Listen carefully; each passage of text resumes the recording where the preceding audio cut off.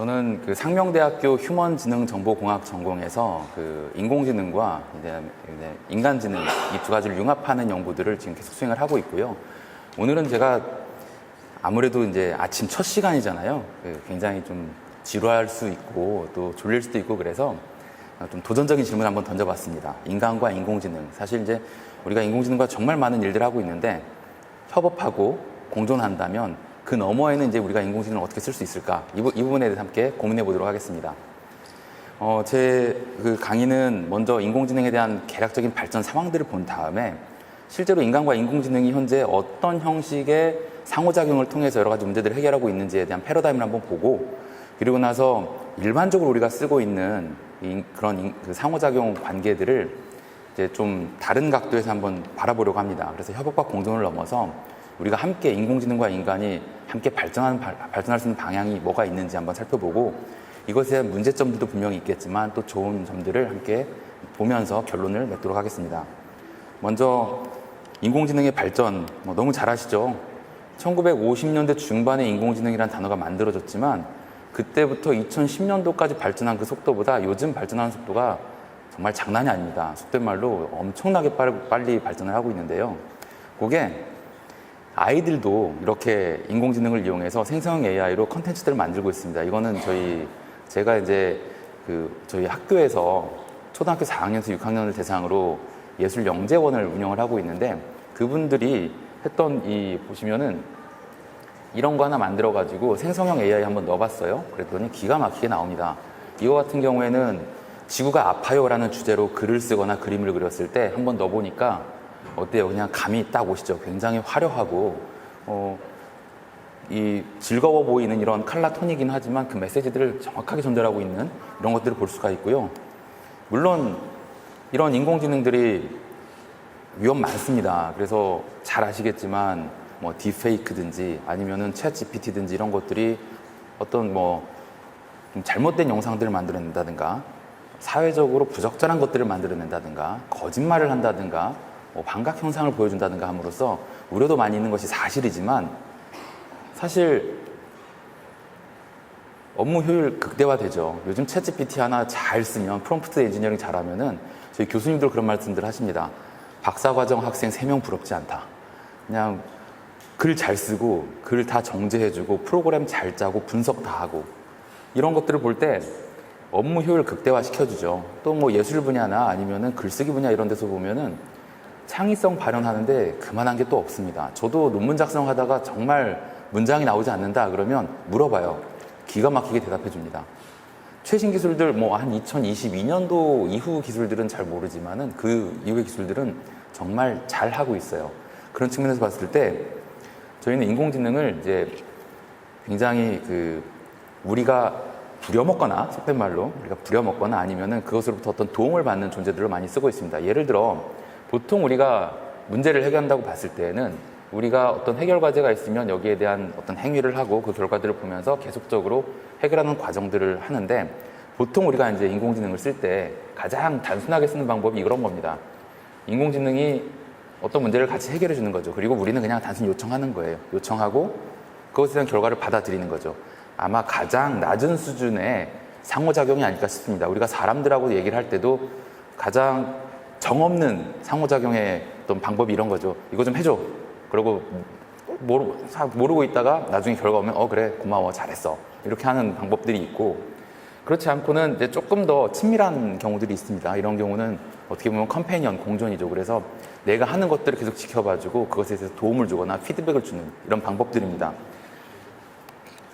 그래서 오늘은 그럼 이 두 가지 방법론이 잘못됐냐? 절대 그렇지 않죠. 저희들 인공지능 정말 업무 효율성이나 아니면은 우리 생활 편리하게 많이 해주고 있거든요. 그런 두 가지가 어떤 장점들이 있고 어떤 편리들을 우리한테 가져다 주었는지를 한번 보고요. 그런데 이걸 더 넘어서서 인공지능과 인간이 함께 코에볼루션을 통해서 코레볼루션 할 수 있는 그런 방법들을 한번 제 연구들을 통해서 한번 살펴보려고 합니다. 먼저 가장 단순한 방식의 어떤 우리가 풀어야 될 타스크를 대신해주는 방식, 이거에 대해서 이제 제가 연구했던 한 가지 사례를 가지고서 한번 설명을 드리겠습니다. 이 연구는 이제 연세대학교와 이대 목동병원 그리고 상명대학교가 함께 협업했던 연구인데요. 치매에 관한 연구입니다. 그런데 보통 우리가 여기 계신 분들 한 번쯤은 다 그 생각 해보실 거예요. 아, 내가 치매에 걸리면 어떡하지? 나는 치매 그런 단계가 아닐까? 뭐 이런 생각들을 하는데 우리가 보통 그 얘기를 경도인지장애라고 합니다. 경도인지장애 어떤 단계에서 조금 더 심해지면 그래서 실제로 이제 뇌에서 예를 들어 뭐 베타 아밀로이드라고 하는 단백질이나 타우 프로틴이라고 하는 단백질이 혈액에서 검출되었을 때 치매로 더 많이 진전된다 이런 얘기를 하는데 중요한 거는 그럼 이걸 어떻게 빨리 감지하느냐는 거죠. 그럼 이제 보통 우리가 치매 센터 같은 데 가면 뭐 하냐면요. 그 신경심리 검사라고 합니다. 보통은 그런 것을 이제 전문가들이 인스펙션 하는 상태에서 약 15분에서 20분 동안 이제 문진표 같은 걸 쭉 작성을 하죠. 그리고 나서 그걸 가지고 전문가들이 이제 그걸 다시 쭉 확인을 합니다. 그 걔네들이 보통 어떤 식으로 되어 있냐면 여러 가지 그 뇌 기능에 대한 그 예를 들어 실행이라든지 아니면은 메모리 리콜이라든지 아니면 실제로 그 작업 기억이라든지 이런 것들을 다양하게 그 판단할 수 있는 그런 문항들로 구성이 되어 있는데 이제 저희가 생각했던 거는 이런 겁니다. 한번 디지털로 만들어 보자. 우리가 앱에서 그냥 쓸 수 있는 걸 한번 만들어 보고 그 다음에는 인공지능을 이용해서 재빠르게 이것을 한번 판단해 보자라고 하는 거였습니다. 보통은 이제 이런 오프라인에서 이런 걸 진행을 한다 그러면은 한 15분에서 20분 정도 문진을 하고 그 다음에 그것을 다 세세하게 검토한 다음 1시간이나 2시간 후쯤에 이게 현재 어떤 상태입니다. 예를 들어 뭐 PET-CT나 MRI를 한 번 더 찍어 보셔야 됩니다. 혹은 정상입니다. 이런 얘기를 할 수 있을 텐데 우리가 그 인공지능 모델을 이용해 가지고 아마 플레잉 타임이 거의 0.1초에서 0.5초 정도 될 겁니다. 저희가 수집한 데이터를 바탕으로 이렇게 검출을 해보면은 굉장히 재밌는 게 한 85에서 90% 사이 정도는 검출을 다 해냅니다. 이게 굉장히 짧은 시간에 된다는 거죠. 그럼 사람 입장에서는 굉장히 업무 효율성이 늘어나는 거죠. 그리고 그 안에 굉장히 많은 사람들이 이 유익을 누릴 수가 있고 그것을 바탕으로 더 깊은, 더 비싼, 더 느린 이런 검사를 진행할 필요가 없이 재빠르게 검사를 마칠 수 있는 그런 가능성들이 있습니다. 그리고 또한 사람들이 그 문진표를 보고서 이 현상적으로 나타나는 점수만을 가지고 판단할 수도 있는 그런 것이 아니라 실제로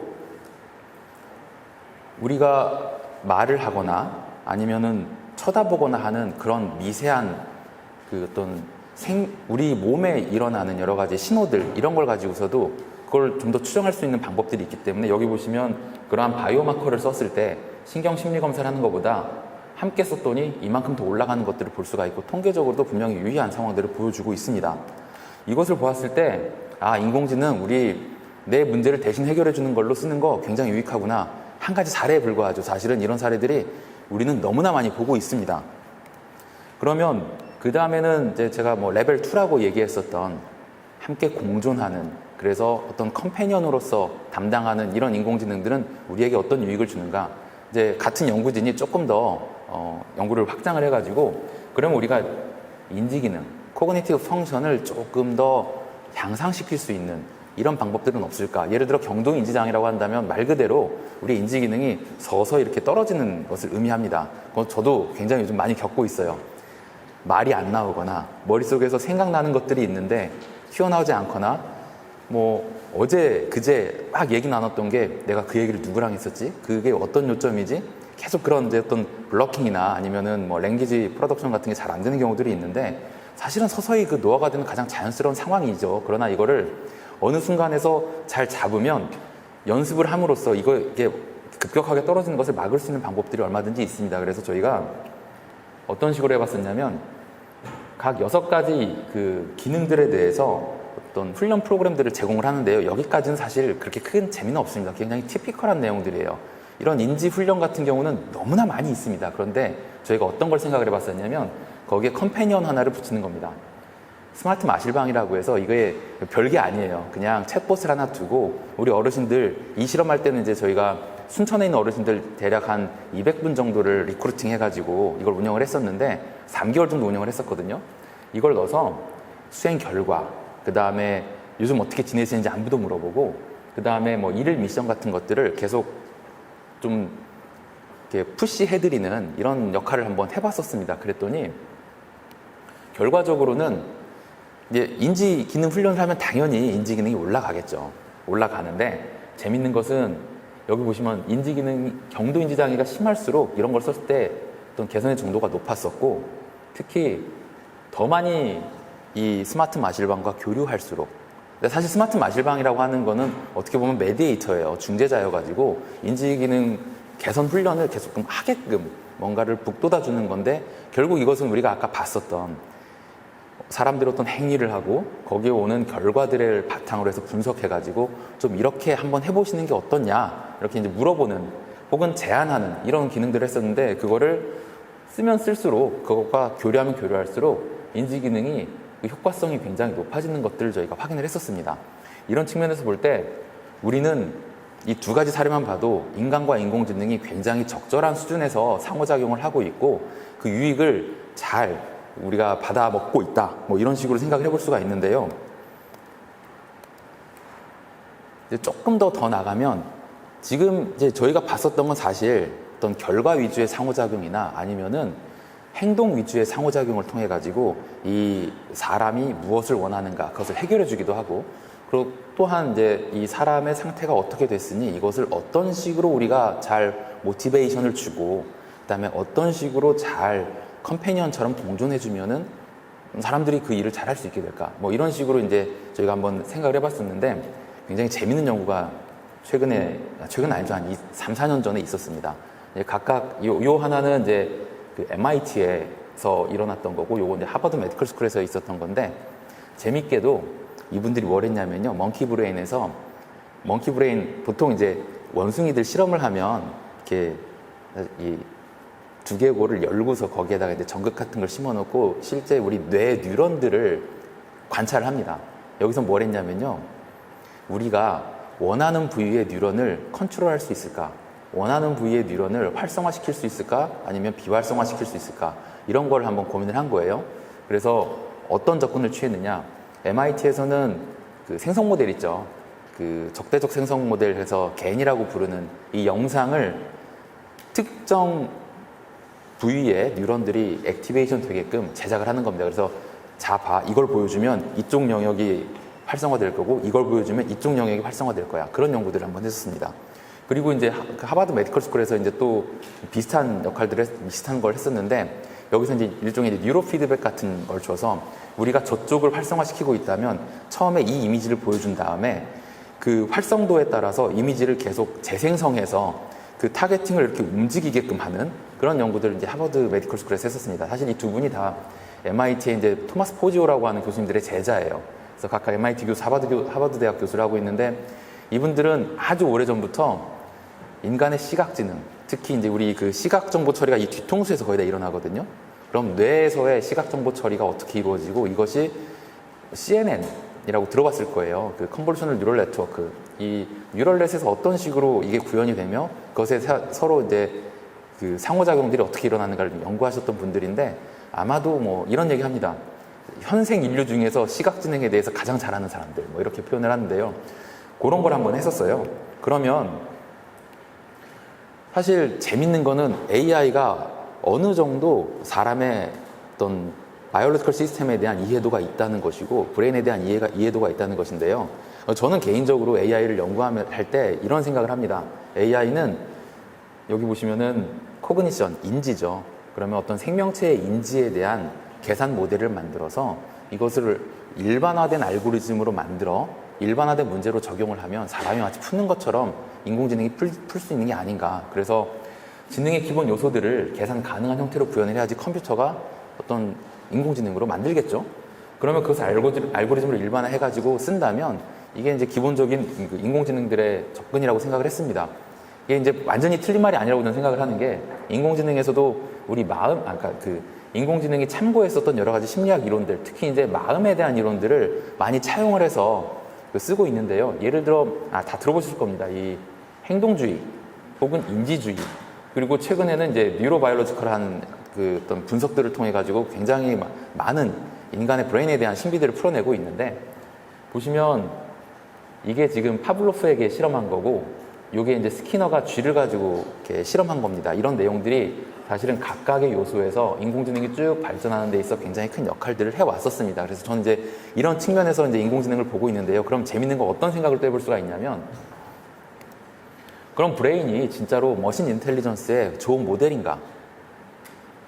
굉장히 도전적인 제목인 것 같지만 사실 이게 2012년도에 나왔던 코멘터리입니다.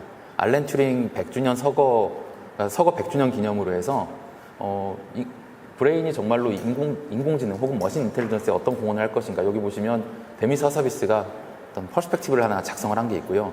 그것에 따라서 심층강화학습 같은 경우가 정말 브레인에 대한 스트럭처와 알고리즘을 잘 모델링해서 굉장히 제너럴한 문제들을 잘 푸는 그런 과정들을 보여주고 있거든요. 그러면 저도 이제 이런 생각이 드는 거예요. 우리가 지금까지 인공지능과 인간이 행동 레벨 혹은 결과 레벨에서 계속 인터랙션을 했다면은 우리가 정말 뉴럴 레벨에서 인간의 두뇌의 작용, 기전들을 이해하고 그것을 바탕으로 해서 인간의 능력치 자체를 좀 올려줄 수 있는 이런 인터랙션은 할 수 없을까? 그래서 저는 이게 딥 인터랙션이라고 좀 표현을 하는데 그런 걸 한번 생각을 해보는 거죠. 그러니까 이제 그것에 대한 기본 그 개념은 사실 우리가 어떤 걸 하든지 간에 문제를 푸는 과정에 있어서 어떤 그 인지 기능을 사용을 합니다.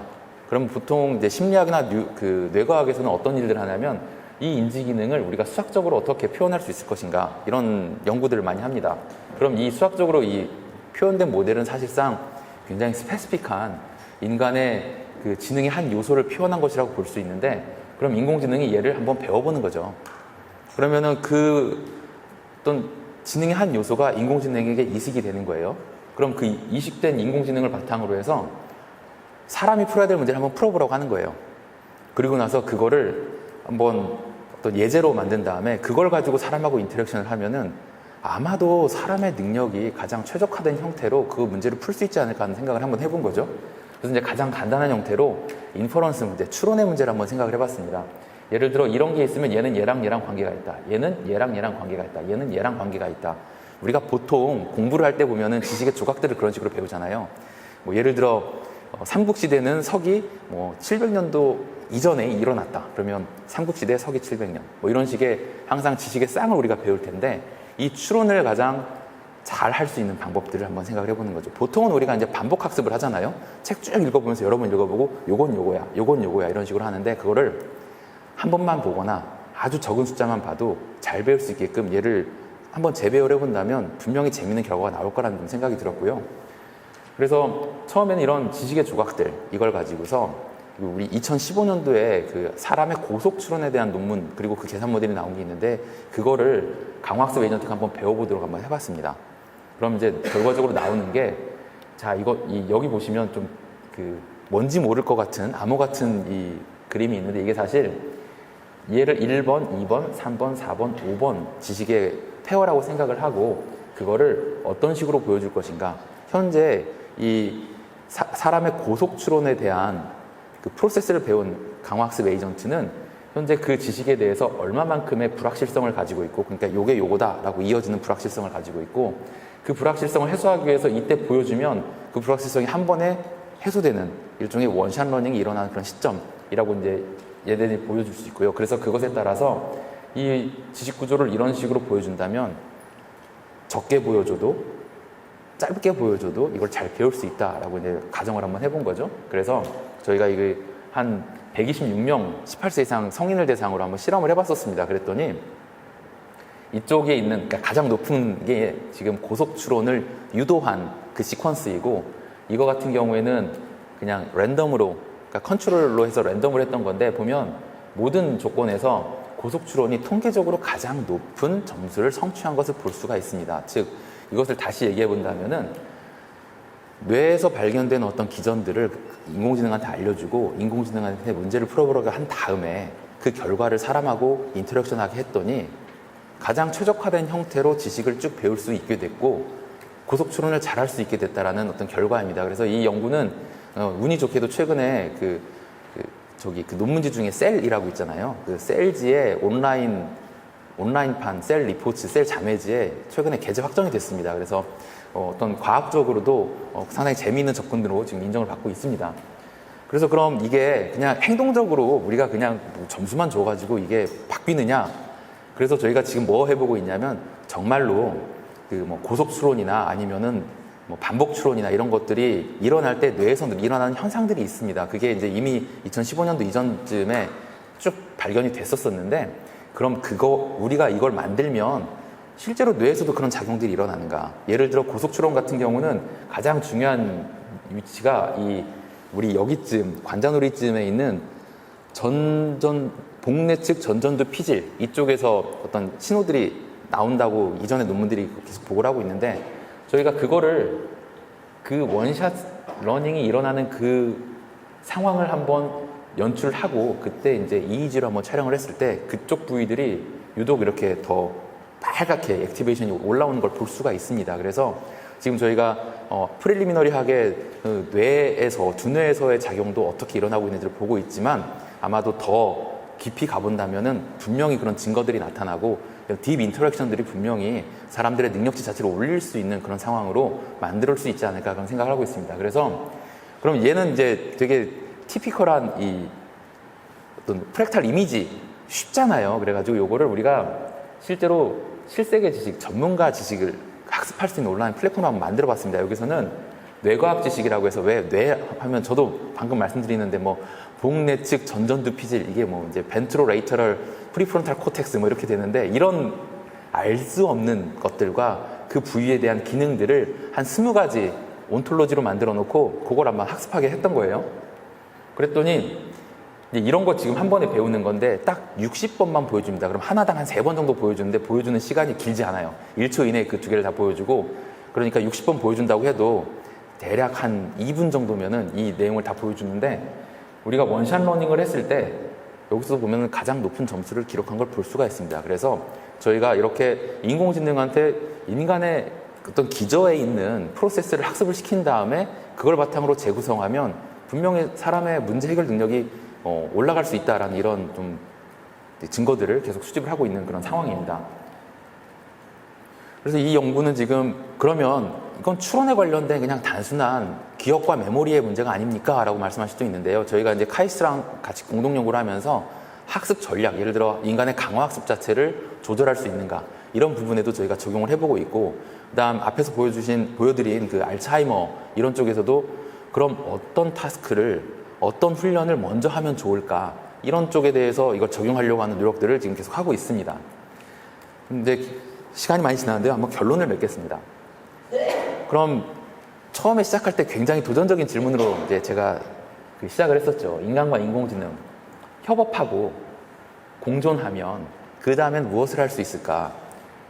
이 레벨도 이미 충분히 우리가 그 유익을 많이 누리고 있습니다. 유익을 많이 누리고 있지만 이 부분에 와서는 실제로 인간과 AI가 공진화를 하고 있다고 저는 믿습니다. 왜냐하면 이제 AI 측면은 사실 여기서 슬라이드를 준비하지 않았는데, AI가 그럼 인간을 배웠을 때 어떤 장점들이 있는가, 이 부분은 제가 나중에 기회가 된다면 한번 소개를 드리겠지만, 기본적으로 AI가 인간의 프로세스를 배울 수 있다는 어떤 단초를 제시했다고 저는 생각합니다.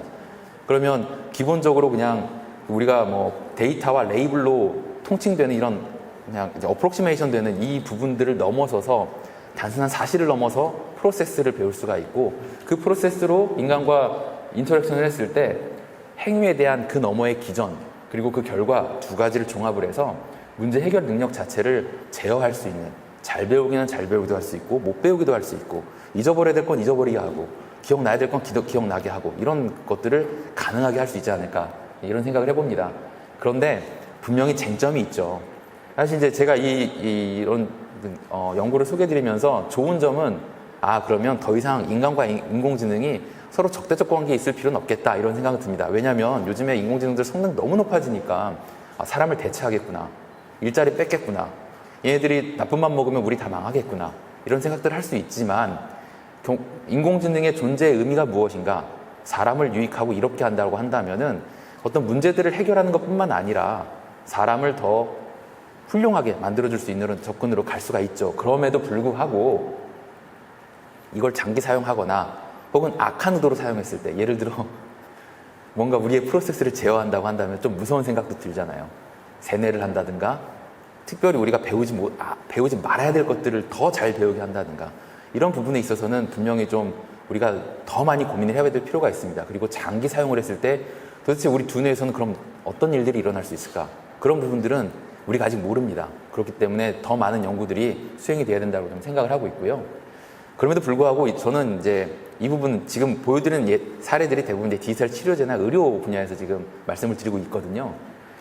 우리가 보통 행동적인 측면에서 이렇게 어떤 관찰을 한 거 있으면은 그것의 기전은 어떻게 되는가, 우리 뇌에서 어떤 일이 일어나는가, 그리고 나서 그것을 인공지능이 잘 분석해서 최적화해 준다면 그것을 바탕으로 새로운 행동 레벨에서 사람들의 행동이 교정되거나 능력이 신장되거나 더 나아지거나 하는 것들을 할 수가 있는 거죠. 그래서 지금 요즘에 많이 제가 고민하고 있는 게 요런데 한번, 그러니까 계산정신의학 쪽에 한번 적용해 보면 어떤가 이런 생각을 하고 있는데요. 이게 이제 보시면 뭔가 미세하게 다르죠. 이게 지금 EEG를 통해서 뇌 연결성을 한번 측정을 해본 겁니다. 이게 어떤 사람들이냐면 이 빨간색이 공황장애를 앓고 있는 분들이에요. 그러니까 실제로 이제 용인 세브란스에서 그렇게 진단을 내리고 측정한 분들입니다. 정상분입니다. 이분들이 지금 이때가 언제냐면은 가만히 앉아서 우리가 암상과제를 한번 쳐요. 뭐 78 더하기 하나요. 그래서 그걸 풀게끔 하는데 그때 찍어보니까 뇌 연결성이 달라요. 그리고 불안하신 분들이 점수가 현저하게 낮습니다. 그 이유를 보니 뭔가 정상에 비해서 연결이 좀 덜 돼 있는 그런 느낌이 있어요. 여기도 보면은 보통 이제 워킹 메모리 작업 기억이 전전두엽에서 주로 이루어지는데 뭔가 잘 되고 있지 않는 것 같아요. 그렇다면 만일에 우리가 이런 기전들을 인공지능이 학습을 시키고 커리큘럼을 디자인한다면은 이걸 장기 사용함으로써 회복될 수 있는 가능성도 있지 않을까. 이런 측면에서 지금 연구를 계속 진행해보고 있습니다. 결국 우리는 정말 인공지능이 사람의 능력을 훨씬 능가하는 이런 시대를 살고 있지만 그것을 우리가 적절히 잘 사용하고 있습니다. 그래서 어떤 문제를 델리게이션해서 대신 풀게 한다든가 아니면 나를 잘 관찰해주고 내 옆에 있으면서 나를 더 이롭게 해주는 이런 인공지능의 사용 예들이 이렇게 있는데요. 결국 인공지능과 인간이 공존하고 공진화하면 더 깊은 수준에서 전혀 다른 패러다임의 어플리케이션들이 나올 수 있지 않을까, 서비스가 나올 수 있지 않을까 그런 생각이 들고요. 이건 여전히 우리도 가야 할 길입니다. 고맙습니다.